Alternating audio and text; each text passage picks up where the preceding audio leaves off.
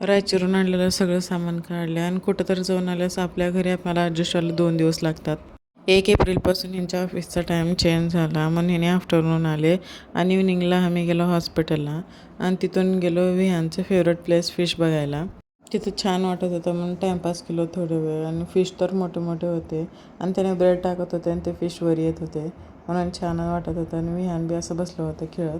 अंधार होता म्हणून विहानला समजावून तिथून निघालो आणि माझा फेवरेट समोसा खाल्लो आणि तरकारी घेऊन घरी आलो आणि माझं पार्सल आलं होतं फ्रीज स्टोरेज बॉक्स ते मागवले होते तेच ओपन केले. 6 बॉक्स आले होते आणि क्वालिटी छान होती आणि कुणाला पाहिजे असल्यास कमेंटमध्ये लिंक टाईप करा, तुम्हाला लिंक भेटेल. सगळे बॉक्स पुसले आणि तरकारी ठेवायला घेतले आणि हे काही निघणार गेलं तर म्हणून तोडून काढले. आपल्यापाशी तेवढं पेशन्स नाही काढायसारखं म्हणून तोडून काढले आणि तरकारी सगळं भरून ठेवले.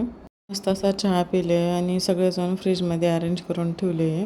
मला मोगऱ्याची फुलं आवडतात आणि इथं खाली झाड आहे आणि तिथं कोणी घेत नव्हतं आणि लई लागली होते फुलं म्हणून तोडून आणून फ्रीजमध्ये ठेवले.